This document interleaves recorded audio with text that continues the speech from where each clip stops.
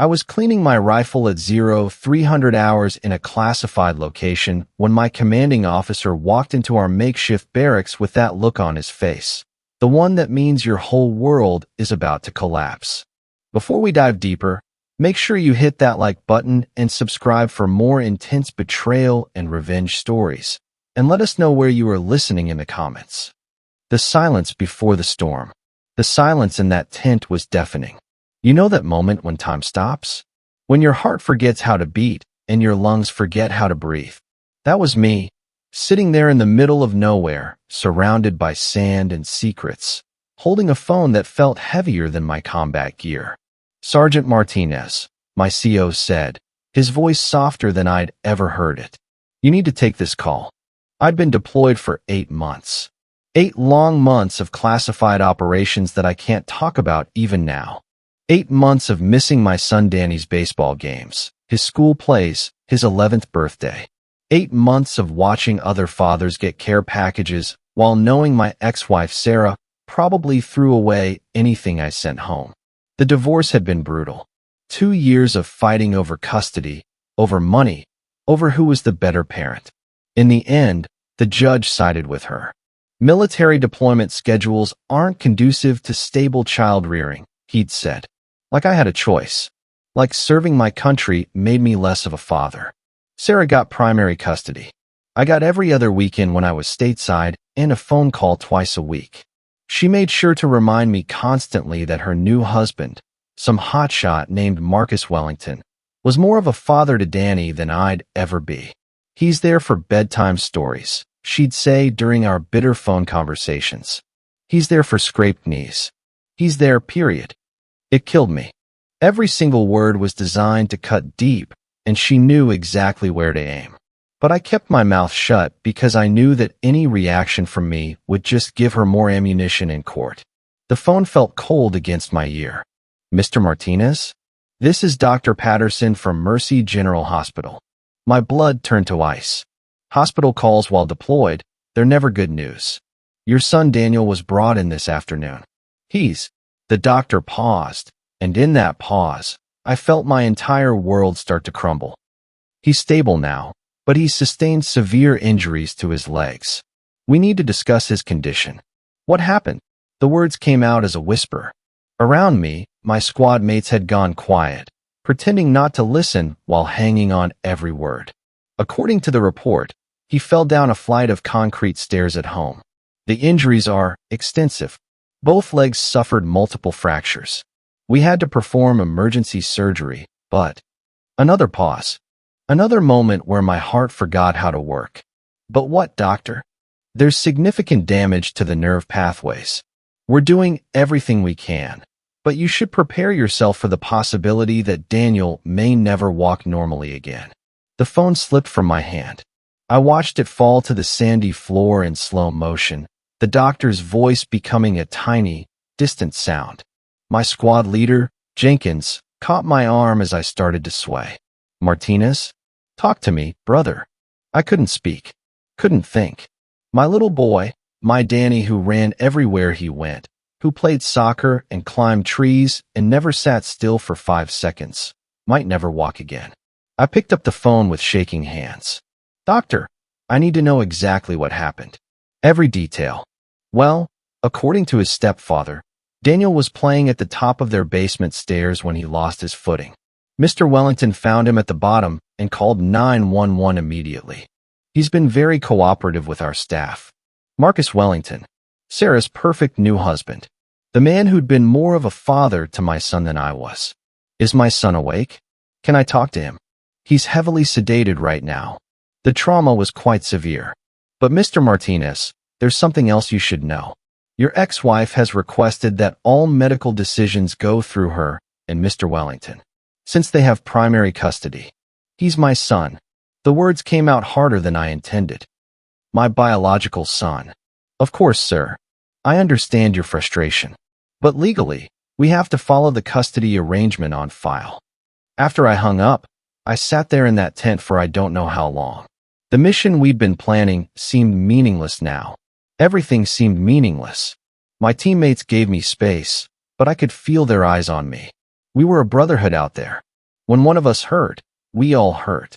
My commanding officer appeared again an hour later with paperwork. Emergency leave approved, he said simply. Transport's arranged. You'll be home in 18 hours. 18 hours. In 18 hours, I'd see my broken son and face the woman who'd made sure I was thousands of miles away when he needed me most. In 18 hours, I'd have to look at Marcus Wellington, the man who was supposed to be protecting my child, and pretend I believed his story about an accident. But here's the thing about being trained in Black Ops. You learn to notice things. Details that don't add up. Stories that don't ring true. And as I packed my gear in that desert tent, something dark and cold settled in my chest. Because even from thousands of miles away, even through a doctor's careful, professional words, something about this whole situation felt wrong. Very wrong. 18 hours on military transport feels like 18 years when your mind keeps replaying the same horrible words. May never walk normally again. The C-130 was loud, cramped, and cold. Perfect for what I needed. Noise to drown out my thoughts and discomfort to keep me from falling apart completely. But even the engine roar couldn't silence the questions spinning in my head. How does an 11-year-old just fall down concrete stairs? Danny was athletic, coordinated. He'd been climbing trees since he was 6, riding his bike without training wheels since he was 4. This was a kid who could balance on fence posts and jump from roof to roof in our old neighborhood. The soldier across from me offered me his ration pack. I shook my head. Food was the last thing on my mind. Your kid? He asked, nodding toward the emergency leave papers I was gripping. Yeah, accident. He nodded and didn't push. Military guys understand when someone needs space. I pulled out my phone and scrolled through the last messages I'd gotten from Danny. 3 weeks ago, Dad, Marcus got me new cleats for soccer. 2 weeks ago, wish you could come to my game Saturday. 1 week ago, when are you coming home? I'd responded to each one, but the time difference and mission demands meant our conversations were always choppy, always cut short. Now I wondered if there were things he wanted to tell me, but couldn't. Things he was afraid to say. The plane hit turbulence, and my stomach dropped. Or maybe that was just the growing certainty that something was very, very wrong with this whole situation. I closed my eyes and tried to remember the last time I'd actually talked to Danny on the phone. Sarah usually supervised the calls, sitting right there while he talked to me. Danny always seemed careful, like he was choosing his words. At the time, I'd figured it was just awkwardness. Divorce does that to kids. But now, my phone buzzed. A text from Sarah. Danny's awake. Doctors say no visitors except immediate family tonight. We'll call you with updates. Immediate family. Like I wasn't his father. I typed back. I'm his father. I'll be there in 6 hours. Her response came fast. Marcus is handling everything. Danny needs rest, not stress. Stress. She was calling me stress in my son's life. The rage that hit me was white hot and instant. For 2 years, this woman had systematically cut me out of Danny's life. Court-ordered phone calls that somehow always got missed because Danny was at Marcus's family dinner. Weekend visitations that got canceled because Danny didn't feel well or had plans with friends. School events I was never told about until after they happened. And now, when my son was lying broken in a hospital bed, she was still playing gatekeeper.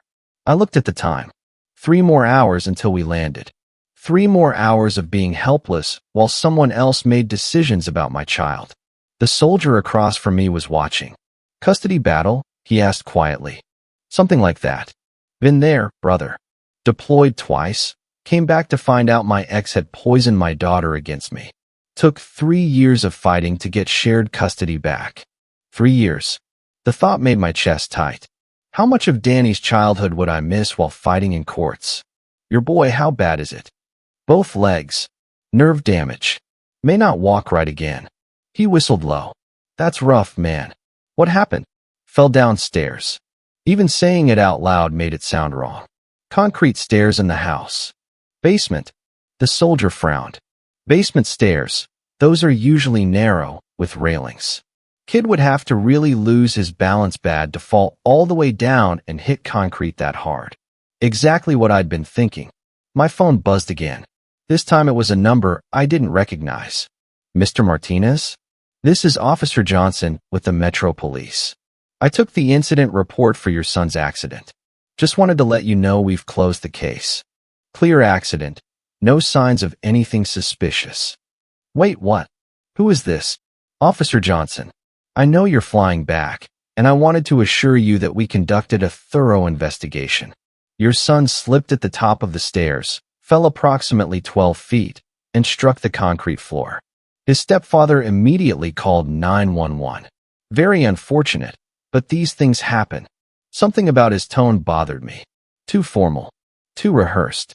I'd like to see the report when I get back. Of course. It's public record. But like I said, everything's been handled properly. Mr. Wellington was very cooperative. Mr. Wellington. Not the stepfather or Marcus. Mr. Wellington, like he was talking about someone important. Officer, has anyone talked to my son about what happened? Well, he's been unconscious most of the time, and when he is awake, he's on heavy pain medication. Not really in a state to give a coherent statement. But you closed the case anyway. A pause. Mr. Martinez, I understand you're upset. Any father would be. But sometimes accidents are just accidents. I'd focus on your son's recovery instead of looking for someone to blame. He hung up before I could respond. I stared at the phone, that cold feeling in my chest spreading. The cop's tone, the quick case closure, Sarah's immediate defensiveness, Marcus being called Mr. Wellington, like he was somebody special. The pieces weren't adding up, but I couldn't see the full picture yet. The plane started its descent. Soon I'd be on the ground. Soon I'd see Danny. And soon I'd start getting real answers, whether Sarah and her perfect husband wanted me to or not. Because 18 hours of thinking had crystallized one thing in my mind. This wasn't over. Not by a long shot.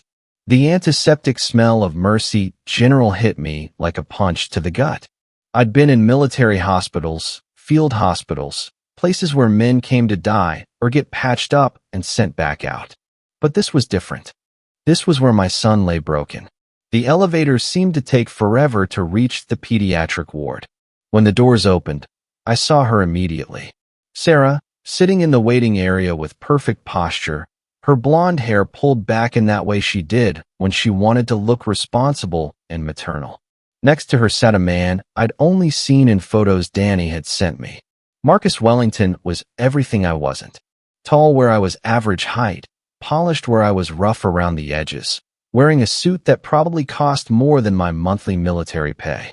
When he stood up to shake my hand, his grip was firm but soft. No calluses. No scars. Jake, Sarah said, not getting up. You made good time. Where is he? Room 314. But the doctor wants to speak with you first. She gestured to Marcus. You remember Marcus. We've never actually met. Marcus extended his hand again. I wish it were under better circumstances. I shook it, studying his face. Clean-shaven, concerned expression, expensive watch. Everything about him screamed money and connections. How's Danny? Stable. The doctors are optimistic about his recovery, though it'll be a long road. I want to see him. Sarah stood up then. Jake, he's sleeping. The pain medication keeps him pretty out of it. I've been traveling for 20 hours. I'm seeing my son. Something flickered across Marcus's face. Annoyance maybe. Or calculation. Of course, he said smoothly. We understand. Sarah, why don't you show Jake to Danny's room? I'll grab us some coffee. Walking down that hospital corridor felt like walking through a minefield. Sarah was saying something about the doctors, about the surgery, about how lucky Danny was that Marcus had found him so quickly. But all I could think about was that phone call from the cop. Too neat. Too clean. Room 314 was small and sterile. And there, looking impossibly small in that big hospital bed, was my son. Danny's legs were elevated in traction, metal pins visible through his pale skin. His face was bruised, a cut on his forehead held together with butterfly bandages. But what stopped me cold was seeing him awake, staring at the ceiling with eyes that looked afraid. "Hey, buddy," I said softly. His head turned, and for a second, I saw relief flood his features. Then he glanced at Sarah, and that guarded look returned. "Dad, you came home." Of course I came home. I pulled the chair closer to his bed. Sarah remained standing by the door, watching. "How are you feeling?" "It hurts. The medicine makes me sleepy, but it still hurts." I took his hand, careful not to disturb the foreline. His fingers were cold. "Danny, can you tell me what happened?" Sarah stepped forward. "Jake, the doctor said not to stress him with, 'I'm talking to my son.'" I didn't look at her. "Danny." He glanced at his mother, then back at me. "I fell down the stairs." "How did you fall, buddy?"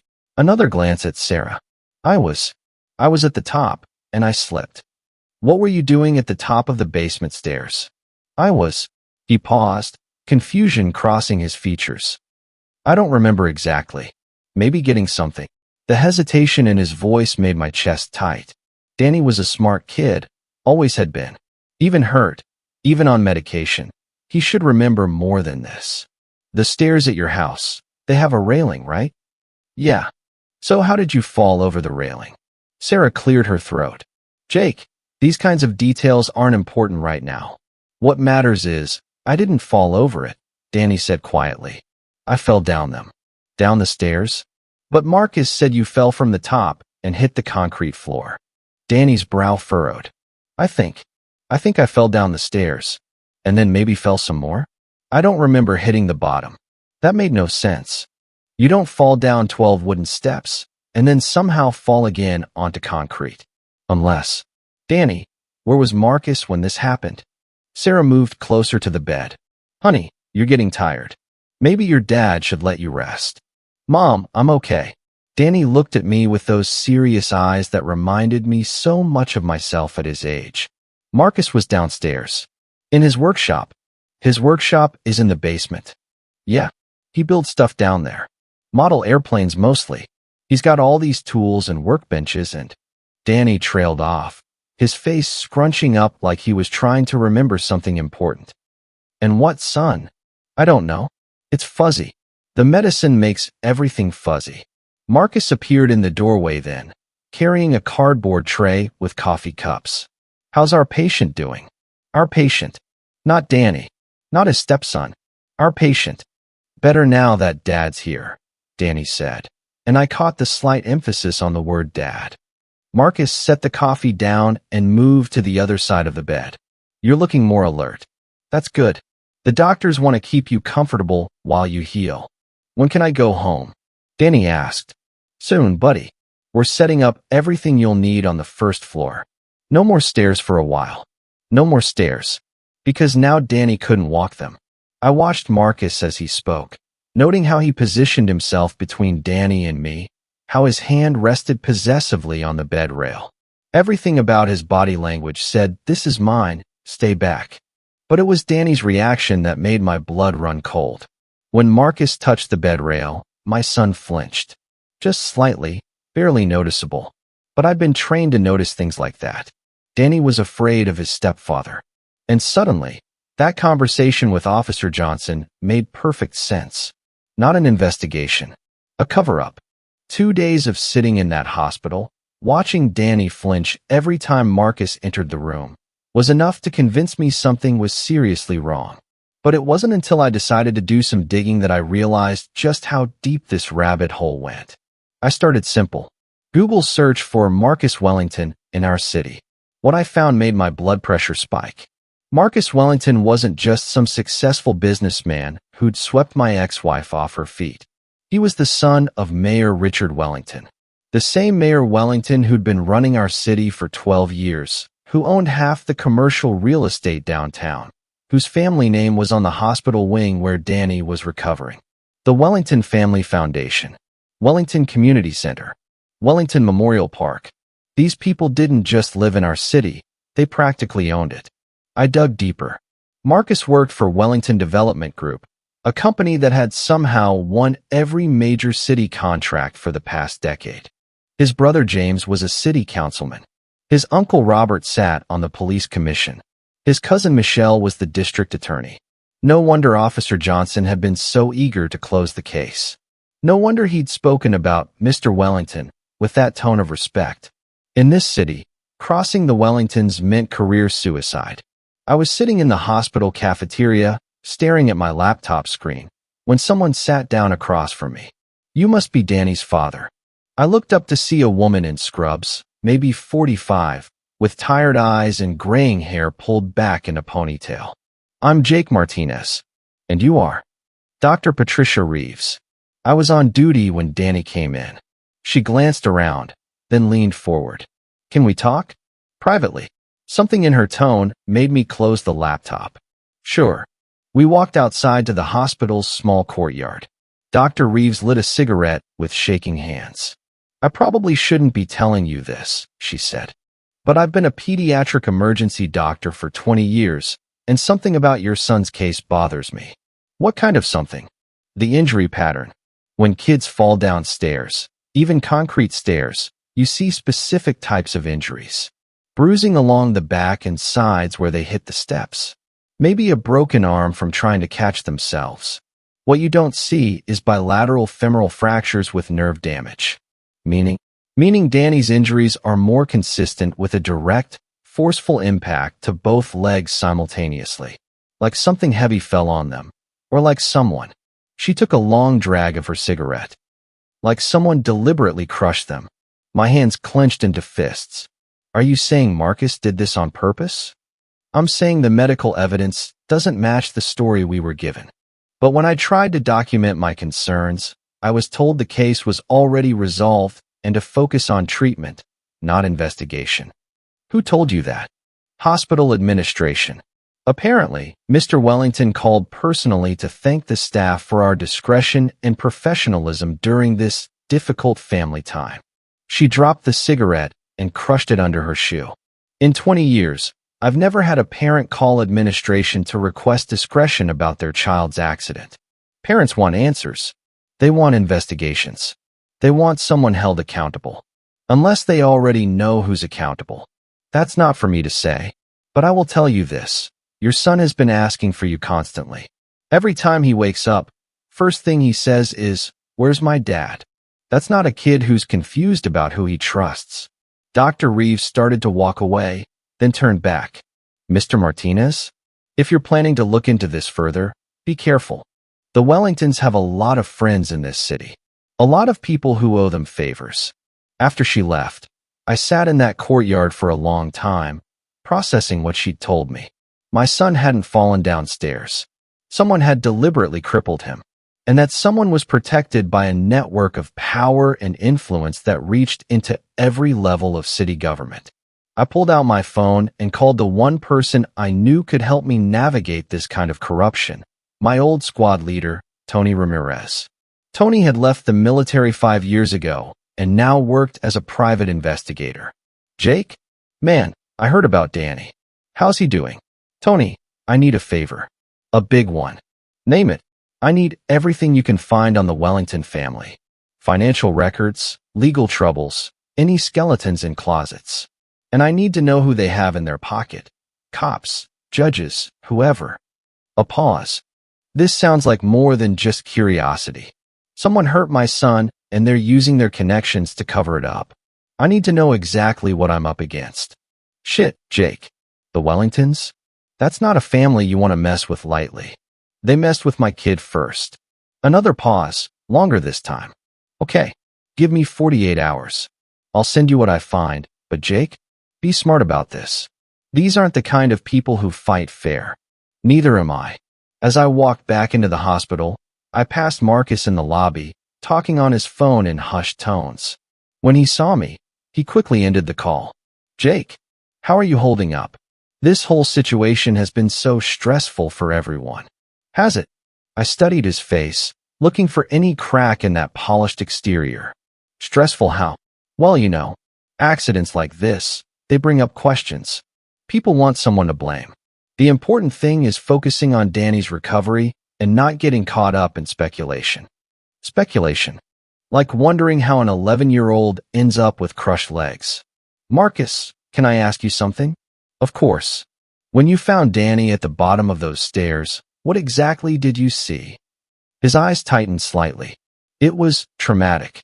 He was unconscious, bleeding. I just focused on getting help as fast as possible. But specifically, how was he positioned? Was he on his back? His side? Face down? It's hard to remember exactly. Everything happened so fast. Hard to remember. The man claims to have found my son dying, and he can't remember basic details about the scene. Sure, I said. I understand. Trauma can make memories fuzzy. Relief flickered across his features. Exactly. The mind protects itself from traumatic experiences. I nodded and walked toward the elevator. But as the doors closed, I saw Marcus pull out his phone again, his face grim. By the time I reached Danny's floor, I'd made my decision. The Wellingtons might own this city, but they didn't own me. And they sure as hell didn't get to destroy my son and walk away clean. That night, I stayed in Danny's room long after visiting hours ended. The nurses didn't say anything. Grief gets you a lot of leeway in hospitals. Danny had finally fallen into a deep sleep around midnight, his small hand still clutching mine. Sarah had gone home hours earlier, but Marcus lingered. He kept finding excuses to check on things, adjusting Danny's blanket, asking nurses about medication schedules, making phone calls in the hallway. Always watching, always present. Around 2 a.m., he finally left. I waited another hour to make sure he wasn't coming back, then gently shook Danny awake. Hey buddy, can you wake up for me? Danny's eyes opened slowly, still heavy with medication, but more alert than he'd been during the day. Dad? Is everything okay? Everything's fine. I just wanted to talk to you when it was quiet. No nurses, no interruptions. He nodded, shifting slightly in the bed and wincing. Danny, I need you to tell me exactly what you remember about falling down those stairs. Not what anyone else said happened. What you remember. Danny was quiet for a long moment, staring at the ceiling. When he spoke, his voice was barely a whisper. I wasn't supposed to go downstairs. What do you mean? Marcus has rules. I'm not allowed in his workshop when he's working. Mom says it's because his tools are dangerous and he needs to concentrate. But you went down anyway? Danny shook his head. No. He called me down. My blood went cold. Marcus called you downstairs? Yeah. He yelled for me to come help him carry something upstairs. But when I got to the top of the stairs, Danny paused, his breathing getting faster. Dad, I don't think I fell. What do you mean, son? I rember starting to go down the stairs. And then I remember pain in my legs, really bad pain. But I don't remember falling. I remember being on the floor, and Marcus was standing over me, and he looked. Danny struggled to find the words. He looked angry. Not scared like you'd be if someone fell. Angry. Did he say anything to you? He told me to lie still and not move. Then he went upstairs and I heard him talking to Mom. They were arguing about something, but I couldn't hear what. Then he came back down and called 911. How long was he gone? Long enough for me to try to move and realize I couldn't feel my legs anymore. I squeezed his hand gently. Danny, this is important. Why did Marcus look angry? I think because I saw something I wasn't supposed to see. What kind of something? Danny's eyes darted toward the door, then back to me. In his workshop, there were boxes. Lots of boxes with numbers written on them, and papers spread out on his workbench. When I got to the bottom of the stairs, I could see them before whatever happened. What kind of papers? They looked like maps or blueprints. And there were photos of buildings. Dad, one of them was my school. The hair on the back of my neck stood up. Your school? Yeah. Roosevelt Elementary. There was a big photo of it on his desk, and it had red marks all over it. Before I could ask more questions, we heard footsteps in the hallway. Danny immediately closed his eyes and pretended to be asleep. I pulled out my phone and acted like I was reading messages. A nurse peeked in. Everything okay in here? Yeah, just couldn't sleep. Wanted to stay close to him. She nodded and moved on. After her footsteps faded, Danny opened his eyes again. Dad, I'm scared. Scared of what, buddy? Marcus knows I saw those papers. When he was standing over me after whatever happened, he leaned down and whispered that if I ever told anyone about his workshop, something bad would happen to you too. White-hot rage flooded through me. This son of a bitch had threatened my child and then crippled him to keep him quiet about whatever illegal operation he was running. Danny, you did the right thing telling me. And nothing is going to happen to me, okay? I'm trained to handle bad guys. Promise. I promise. We talked for another hour. Danny told me about other things he'd noticed. Phone calls Marcus took in the basement that made him angry. Visitors who came to the house at strange hours and went straight downstairs.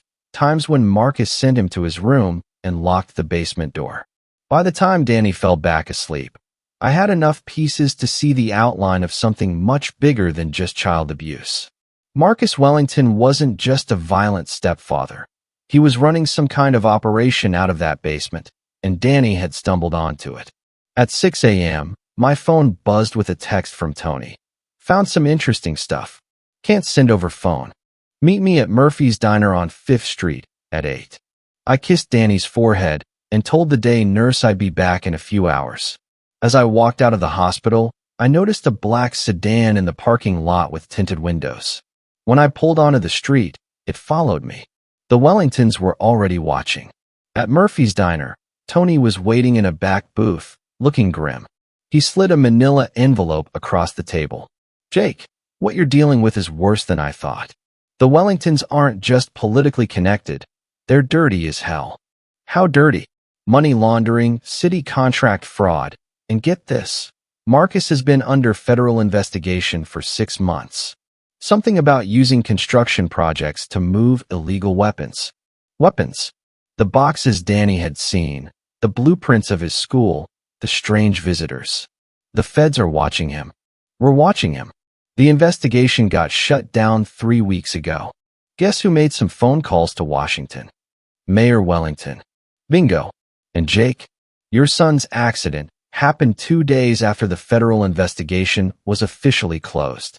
If Marcus thought someone in his house knew about his operation, he'd eliminate the threat. Tony nodded. But there's more. I found something else. Marcus has a history. He pulled out another set of papers. 2 years ago, his first wife's son from a previous marriage, a kid named Tommy Morrison, fell off the family's boat during a fishing trip. Drowned. Marcus was the only witness. Jesus. Kid was 12. Smart, curious type. The kind who might ask too many questions about stepdaddy's business. I stared at the file, my hands shaking with rage. This wasn't Danny's first victim. Tony, I need those federal investigators' names.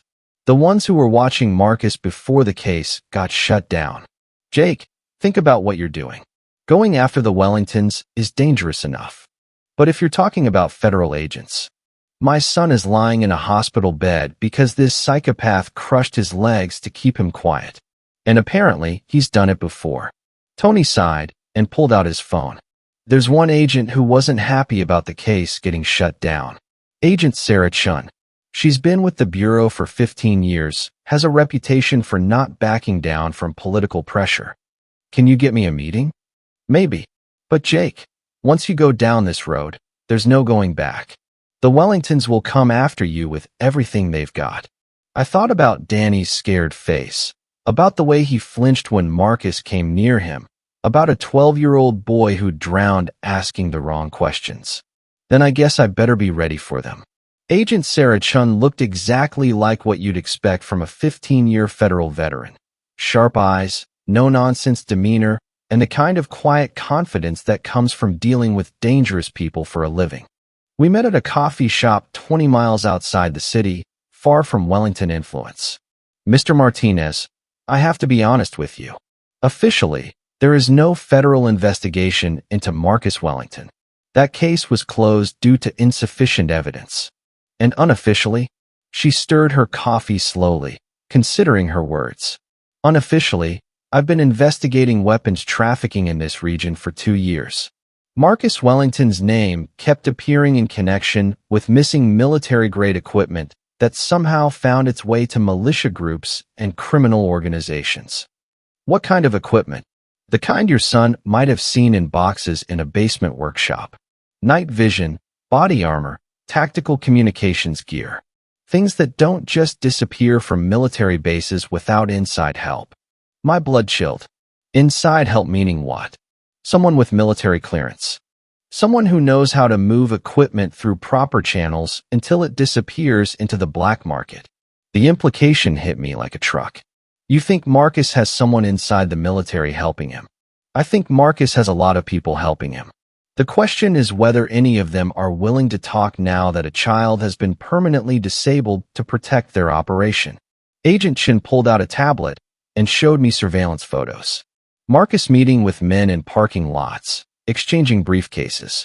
Marcus at construction sites that were supposedly Wellington development projects, but had no actual construction happening. We had enough for search warrants, she continued. We were days away from raiding his workshop. Then suddenly, phone calls were made, political pressure was applied, and the Bureau decided our resources were better used elsewhere. But you didn't let it go. No, I didn't. And when I heard about your son's accident, I started wondering if Marcus was tying up loose ends. She showed me another photo. This one made my stomach turn. It was Marcus's first stepson, Tommy Morrison, standing next to Marcus on a boat dock. The kid looked happy, holding up a fish he'd caught. It was dated 3 days before his death. Tommy's mother never believed the drowning was an accident, Agent Chin said. But without evidence, and with the Wellington family's influence, the case was closed quickly. Just like Danny's case. Exactly like Danny's case. Mr. Martinez, I need to ask you something, and I need you to be completely honest. Is your son willing to testify about what he saw in that basement? I thought about Danny's scared face, his whispered confession about the boxes and blueprints. He's 11 years old and can't feel his legs. Putting him through testimony. I understand. But if Marcus is eliminating witnesses, your son might not be safe even in silence.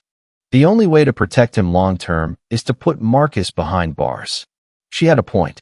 As long as Marcus was free, Danny would always be a threat to him. And Marcus had already proven he was willing to hurt children. What would you need from Danny? Details about what he saw. Descriptions of the boxes, any serial numbers he might remember, anything about the visitors or phone calls. And we need to search that basement before Marcus has a chance to clean it out. Good luck getting a search warrant in this city. Agent Chin smiled grimly. That's where federal jurisdiction comes in handy. Local politics don't matter much when we're talking about weapons trafficking and interstate commerce violations. My phone buzzed with a text from Sarah. Danny's asking for you. Where are you? I showed the message to Agent Chin. I need to get back to the hospital. Mr. Martinez, there's something else you should know. We've been monitoring Marcus's communications since your son's accident. He's been making a lot of phone calls to numbers associated with people who help problems disappear. What kind of problems? The kind that testify in federal court. The drive back to the hospital felt like the longest 20 minutes of my life. Agent Chin's words kept echoing in my head. People who help problems disappear. Danny wasn't just a victim. He was still in danger. I called Tony from the car. I need a favor. Can you get me some guys to watch the hospital? Military guys, people I can trust. What's going on? Danny might not be safe. I think Marcus is planning something. Jesus, Jake. How many guys do you need? However many it takes. When I got to Danny's room, Sarah and Marcus were both there, along with a doctor I didn't recognize. Danny looked groggy, more sedated than he'd been in days. Jake. Sarah stood up. Dr. Phillips was just explaining Danny's new pain management protocol. Dr. Phillips nodded. Your son was experiencing some anxiety, so we've adjusted his medication to help him stay calmer. He should sleep more peacefully now. Something about the situation felt wrong. Danny had been alert and talking just a few hours ago. Now he could barely keep his eyes open. What kind of medication? I asked. A mild sedative along with his pain medication. Nothing to worry about.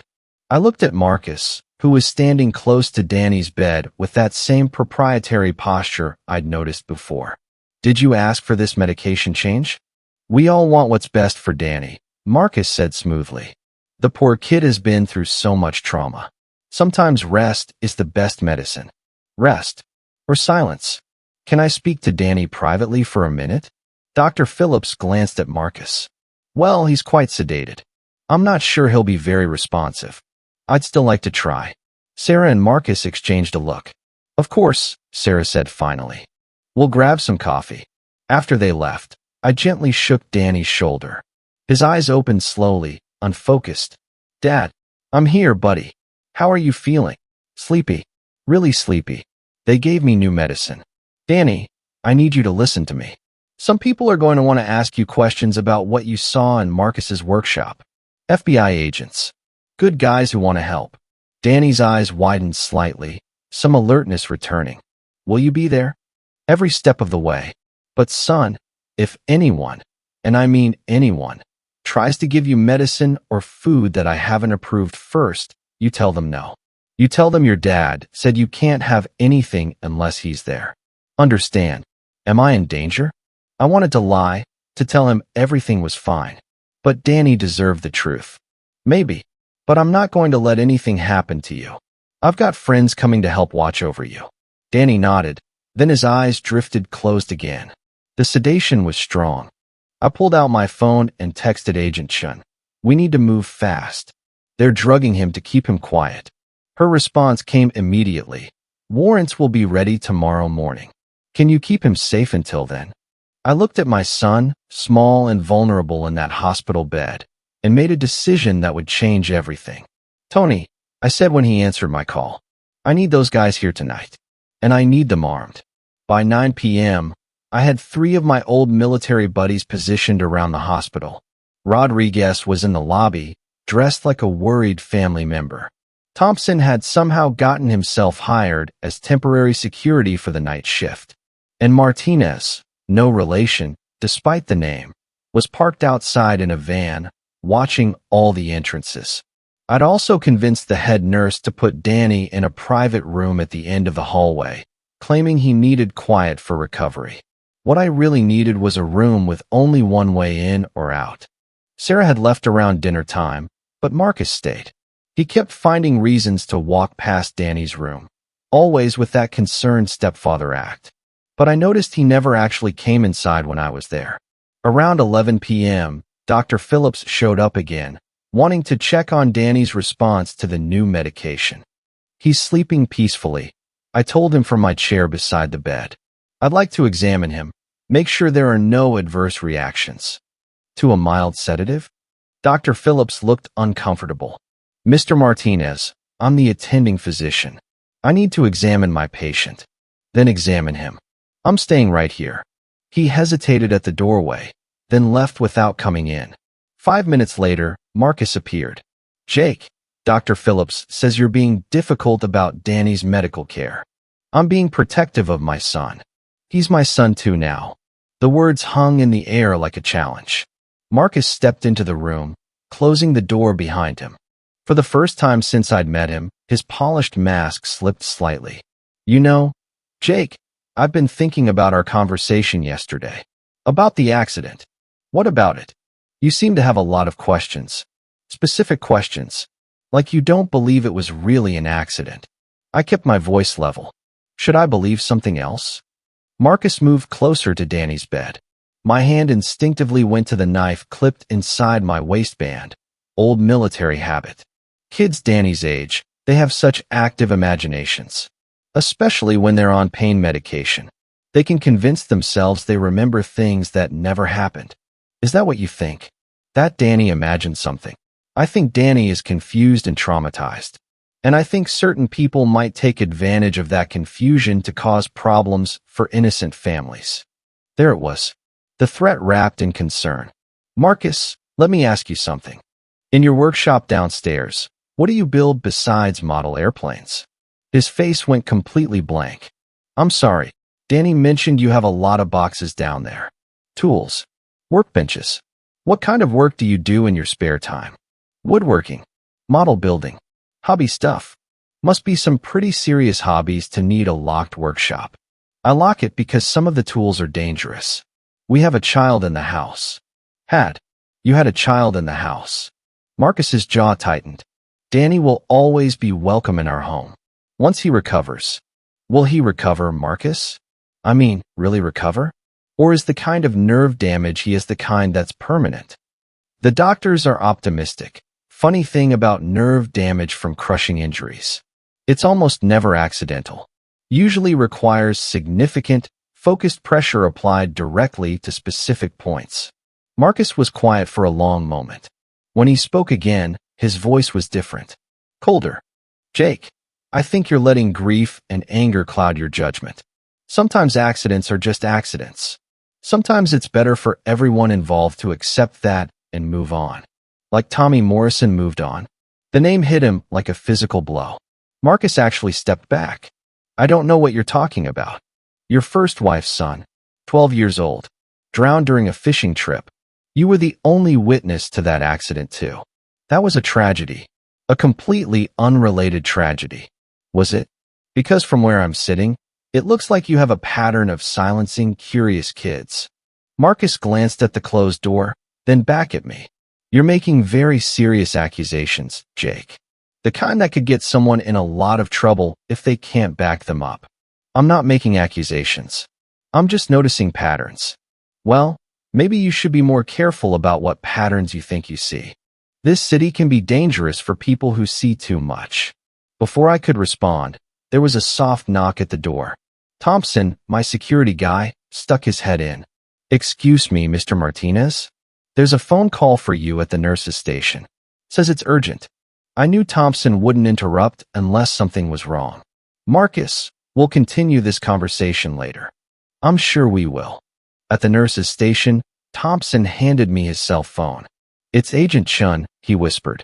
Says it's important. I walked to the far end of the hallway before answering. Agent Chun. Mr. Martinez, we have a problem. Someone's been making calls about you. Federal calls. Questions about your military service, your security clearance, your mental state. What kind of questions? The kind that suggests someone is trying to build a case that you're an unstable veteran who's become paranoid and possibly dangerous. They're laying groundwork to discredit anything you might say about the Wellington family. I looked back down the hallway toward Danny's room. Marcus was standing in the doorway, talking to Dr. Phillips. How long do I have before they make their move? Hard to say. But Jake, if they're trying to paint you as unstable, they might be planning something that makes it look like you snapped. What do you mean? I mean, be very careful about any confrontations. Don't give them anything they can use to justify having you arrested or committed. What about the search warrants? We'll have them by morning. But we need your son's testimony to make them stick. Can you keep him safe until then? I watched Marcus lean over Danny's bed, apparently checking on him. Even from down the hall, I could see Danny flinch away from his touch. Agent Chun, what if I told you I have reason to believe Marcus is planning to hurt Danny again? Tonight. Do you have evidence? I have instinct. And in my line of work, instinct keeps people alive. Then trust it. But be smart. Document everything. Get witnesses.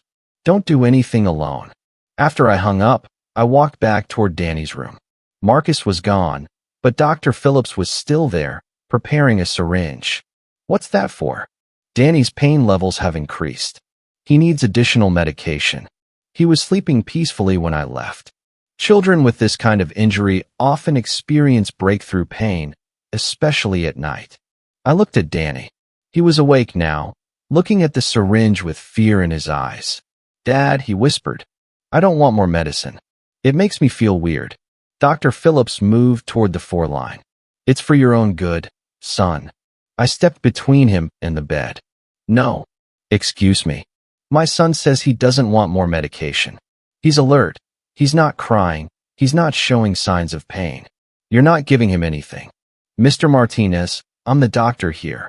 And I'm the father here. Touch my son without my permission, and you'll have bigger problems than the Wellington family. Dr. Phillips stared at me for a long moment, then put the syringe back on the tray. I'll note in his chart that the father refused recommended pain management. After he left, Danny grabbed my hand. Dad, that wasn't pain medicine. How do you know? Because when they give me pain medicine, they tell me it'll make me feel better. He didn't say that. He just said I needed it. Smart kid. Too smart for his own good. Which was probably how he'd ended up in this situation in the first place. The rest of the night passed slowly. Marcus didn't return, but I noticed hospital staff checking on Danny more frequently than necessary.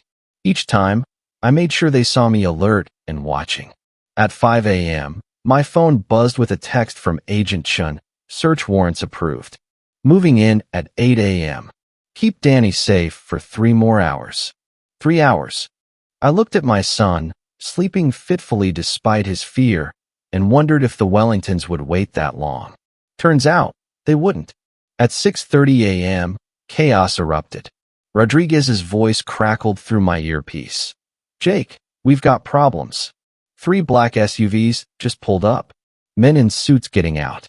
This isn't hospital security. I was already moving, scooping Danny out of bed despite his protests about his legs. Thompson, I need an exit route. Now. Service elevator, East Wing. Martinez is bringing the van around back. Danny clung to me as I carried him down the hallway. Dad, what's happening? We're leaving. Remember what I told you about trusting your instincts? Mine are screaming right now. Through the stairwell window, I saw Agent Chin's car pulling into the parking lot, followed by 2 FBI vehicles. Whatever the Wellingtons had planned, the timing wasn't coincidental. My phone rang. Sarah's number. Jake, where are you? Marcus says Danny's missing from his room. Danny's with me. We're leaving. You can't just take him from the hospital. He needs medical care. He needs protection more than he needs medicine. I could hear Marcus in the background, his voice sharp with anger. Then Sarah again. Jake, you're scaring me. This isn't like you. Maybe you should talk to someone. There it was. The setup Agent Chun had warned me about. They were going to claim I'd snapped, that I was an unstable veteran who'd kidnapped my own son. Sarah, in about an hour, you're going to understand exactly why I did this.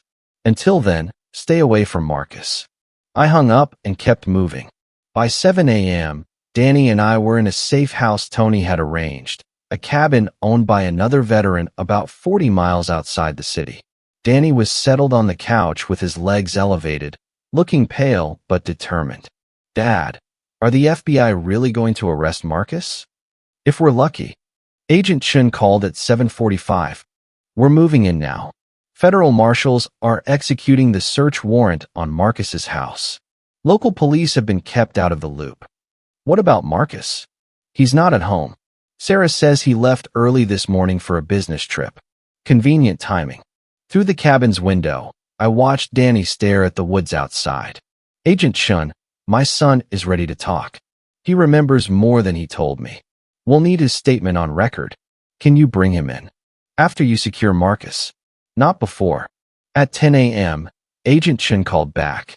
Jake, you need to see this. An hour later, we were at the FBI field office. Danny was in a wheelchair, giving his statement to a child specialist while I watched through one-way glass. His voice was steady as he described the boxes, the blueprints, the weapons he'd seen. Agent Chun showed me photos from the raid. Marcus's basement workshop was exactly what Danny had described. Boxes of military equipment worth millions. Detailed plans of government buildings, schools, and infrastructure targets. Communication equipment that could coordinate attacks across multiple states. It's bigger than weapons trafficking, Agent Chun explained. Marcus was running a supply operation for domestic terrorist cells. The construction projects were cover for moving equipment and conducting surveillance on potential targets. And Danny saw all this. Danny saw enough to bring down the entire operation. That's why Marcus tried to silence him. Where is Marcus now? In custody. We picked him up at a private airfield trying to board a plane to a non-extradition country. His lawyer is already claiming his client was framed. What about the mayor? The rest of the family? The investigation is ongoing. But Jake, Marcus won't be getting out on bail. The federal charges include terrorism conspiracy, weapons trafficking, and now attempted murder of a witness. Through the glass, I watched Danny finish his statement. He looked tired but relieved, like a weight had been lifted off his shoulders. Agent Chun handed me another file. There's something else. We found evidence linking Marcus to Tommy Morrison's death. The boy had taken photos with his phone before the fishing trip. Photos of Marcus's basement workshop from 2 years ago. The phone that conveniently went down with the boat. Except Tommy was smart. He'd uploaded the photos to cloud storage. Marcus never knew they existed until we found them on the boy's mother's computer. Justice for Tommy. Finally, when Danny's interview was over, he wheeled himself over to me. Dad, is it over? The scary part is over. Now comes the healing part. Will I ever walk normal again? Dr. Reeves had been honest with me that morning. The nerve damage was extensive, but with surgery and therapy, Danny might regain significant function. It would take time, dedication, and probably years of work. I don't know, buddy, but I know you're the toughest kid I've ever met. And whatever happens, we'll face it together. Danny nodded, then looked up at me with those serious eyes. Dad, I'm glad I saw those boxes. Even if it got me hurt, bad guys shouldn't get away with stuff. No, I said, squeezing his shoulder. They shouldn't. 3 weeks later, the dominoes were falling faster than anyone could count. Mayor Wellington resigned in disgrace after federal agents raided City Hall and found evidence of the corruption network. His brother, the police commissioner, was arrested for obstruction of justice. The district attorney, Marcus's cousin, was disbarred for suppressing evidence in multiple cases. Sarah filed for divorce the day after Marcus's arrest. She'd had no idea about his operation, but the betrayal cut deep. During one of our conversations at the hospital, she broke down crying. Jake, I'm so sorry. I brought that monster into our son's life. I chose him over you, and he nearly killed Danny. Sarah, you couldn't have known. But I should have seen the signs. The locked basement, the strange phone calls, the way Danny sometimes seemed afraid. She wiped her eyes. How did I miss all that? The truth was, predators like Marcus were experts at manipulation. They showed people what they wanted to see while hiding their true nature. Sarah had wanted stability and financial security for Danny. Marcus had given her that illusion while planning to destroy the very child she was trying to protect. Danny was making progress. The surgeries had been successful, and his physical therapy was going better than expected. Dr. Reeves thought he might walk with minimal assistance within a year. But the emotional healing was more complex. I keep having dreams about falling, Danny told me during one of our sessions with the child psychologist. But in the dreams, I'm not falling downstairs. I'm falling through darkness, and Marcus is standing at the top, watching me fall. What do you think that dream means? Dr. Martinez, the psychologist, not my friend, asked gently. I think it means part of me knew he was dangerous before he hurt me. I just didn't know how to say it. Kids are more perceptive than adults give them credit for. Danny had sensed something wrong in that house long before he stumbled onto Marcus's operation. His subconscious had been trying to warn him. The federal trial was set for 6 months out. Agent Chin assured me that Marcus wouldn't see freedom again. The evidence was overwhelming, and with Danny's testimony, they had him on attempted murder charges in addition to the terrorism counts. But it was Tommy Morrison's mother who brought me the closure I didn't know I needed. Linda Morrison showed up at the hospital on a Tuesday afternoon, carrying flowers and a photo album. She was a small woman with graying hair and eyes that had seen too much grief. Mr. Martinez? I'm Linda Morrison, Tommy's mom. Danny was in physical therapy, so we sat in the family lounge while she told me about her son. Tommy was just like Danny, she said, showing me pictures of a smiling boy with curious eyes. Too smart for his own good, always asking questions. He'd started asking Marcus about his work, about why certain rooms in the house were off limits. You suspected Marcus was involved in Tommy's death? I knew it. But knowing and proving are different things. The police wouldn't listen. Marcus was a Wellington, after all. I became the grieving mother who couldn't accept that her son's death was an accident. She opened the photo album to a page near the back. But I never stopped investigating. I found these last week, going through Tommy's old computer files. The photos took my breath away. They showed Marcus's basement from 2 years ago, boxes of weapons, blueprints, all the same equipment Agent Chen had found. Tommy had documented everything. He was planning to show these to his father, Linda continued. Tommy's biological father lives in Chicago. They had a good relationship. Tommy was going to visit him for Christmas and bring these photos. Marcus found out. I think so. The fishing trip was Marcus's idea. Very last minute. And Tommy was an excellent swimmer. He'd been on the swim team since he was 8. Linda closed the album and looked at me with fierce determination. Mr. Martinez, I want you to know that your son's courage gave my boy justice. For 2 years, I've lived with people thinking I was crazy for believing Marcus killed Tommy. Now everyone knows I was right. I'm sorry it took so long. Don't be sorry. Be proud. Your son did what the police, the courts, and the FBI couldn't do. He exposed Marcus Wellington for what he really was. That evening, I shared Linda's visit with Danny. So Tommy was trying to stop Marcus too? In his own way, yeah. Danny was quiet for a long time, working through the implications. Dad, do you think Tommy would be proud that we caught Marcus? I think Tommy would be very proud. You finished what he started. Danny smiled, the first real smile I'd seen from him since the accident. Then maybe the dreams will stop now. And gradually they did. 2 years later, I stood at the edge of Danny's soccer field, watching him run, actually run, toward the goal. His left leg was still weaker, his gait slightly uneven, but he was moving under his own power. The doctors had called it a miracle. I called it pure determination. The trial had ended 8 months ago. Marcus Wellington was sentenced to life in federal prison without the possibility of parole. The terrorism charges alone would have been enough, but when they added Tommy Morrison's murder and the attempted murder of Danny, the judge made it clear that Marcus would die behind bars. The Wellington political dynasty crumbled completely. Mayor Wellington died of a heart attack while under federal investigation. The family lost their fortune to legal fees and victim compensation. Their name, once synonymous with power in our city, became synonymous with corruption and betrayal. But the real victory wasn't their downfall. It was watching my son reclaim his life. Danny scored a goal, and the crowd erupted. Sarah and I cheered from the sidelines, no longer bitter enemies, but partners in raising our remarkable child. The divorce proceedings with Marcus had given us perspective on what really mattered.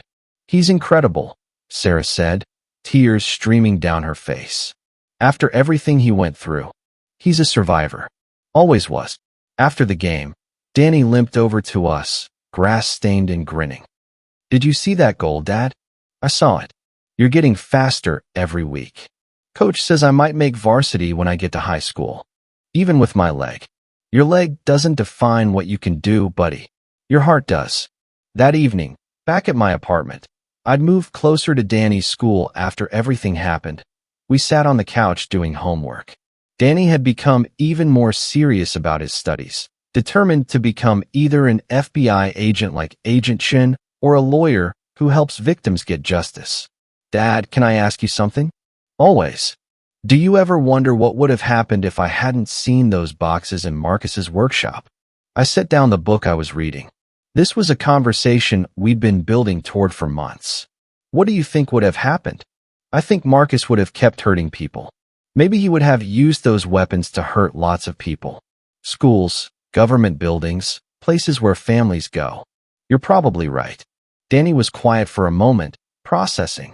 So even though I got hurt, and I can't run as fast as before, and I have to do physical therapy forever, it was worth it. This was the question that had been eating at both of us.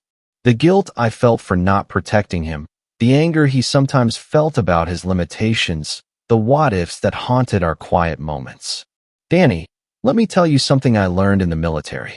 Sometimes good people have to pay a price to stop bad people from hurting others. That price isn't fair. It's not something you asked for or deserved. But when you pay that price with courage, like you did, it means something. What does it mean? It means you're a hero. A real hero. Not the kind in movies who never gets hurt. The kind who gets hurt but keeps fighting anyway. Danny's eyes filled with tears. I don't feel like a hero. I feel like the kid who can't run as fast as his friends. And Tommy Morrison's mother. Do you think she sees you as the kid who can't run fast? Or as the boy who gave her son justice? She sees me as Tommy's friend. And Agent Shun, does she see you as disabled or as the bravest witness she's ever worked with? She says I'm braver than most adults. And all those kids who go to school every day without worrying about attacks, because Marcus's weapons never made it to the people who wanted to hurt them. Do you think they care how fast you can run? Danny wiped his eyes with his sleeve. They don't even know I exist. But they're safe because you exist. Because you were brave enough to speak the truth even when it was dangerous. That's what heroes do, Danny. They protect people who don't even know they need protecting.